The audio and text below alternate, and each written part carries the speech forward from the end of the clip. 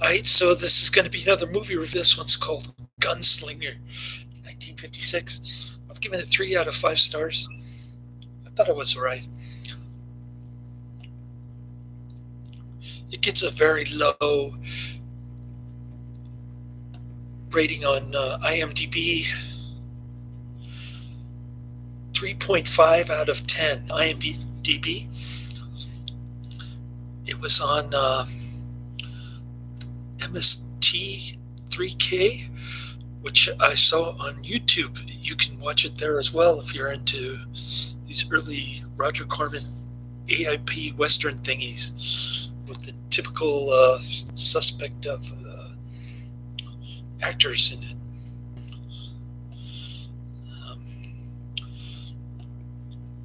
It's about this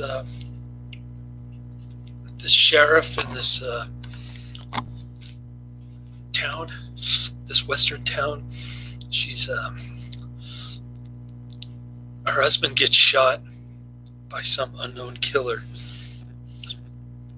Nobody figures out who did it. There's a funeral, and then none of the men want to become sheriff because they're too scared of getting shot to death. So the what's this? You're sending me more texts? Spider-Man? Okay. Oh. Anyways, getting back to the movie. So after the funeral, the dead sheriff's wife, the grieving widow, she becomes a sheriff. And then John Ireland shows up, and he gets hired to kill the sheriff again because she's trying to close down the local saloon, and they keep the saloon open 24 hours. She wants it to close at 3 a.m. or something. Mean sheriff. Anyways, don't know why there's a curfew. That's never explained. But John Ireland has a grudge against the mayor. He blames him for 1 million deaths in the Civil War on the Confederate side. So he wants to kill that guy, which he does at the end. But meantime, he's hired to put a hit on the sheriff, and he falls in love with her. She falls in love with him. Then they have a shootout. That's pretty much the movie right there. Not much else going on. I like the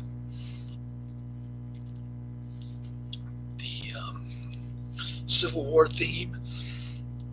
I like how one of the usual suspects in this one, Jonathan Haze, he wasn't allowed to accuse anybody based on hearsay evidence, which was pretty cool. And anyways, I rated it a little bit higher than 3.5 out of 10. I'm giving this one 6 out of 10. I didn't think it was that bad. It's about the same as the other Western I saw, the Five Guns West that I saw. It's not a great movie, but it's not completely terrible. I've seen a lot worse. And they even misspelled Marshall's office. They spell it with 1 L instead of 2 L's. MST3K made fun of it a couple times during the movie. And I'm going to watch another MST3K movie, another AIP movie. It's called It Conquered the World. So I'm going to watch that one next. And I always do the MST3K videos on YouTube. I always watch those because I know it's the full movie and it's not just chopped off or bits and pieces here and there. So I look forward to that. I gotta go to Target and get a belt in a couple hours. Do you want? Are you hungry? Okay.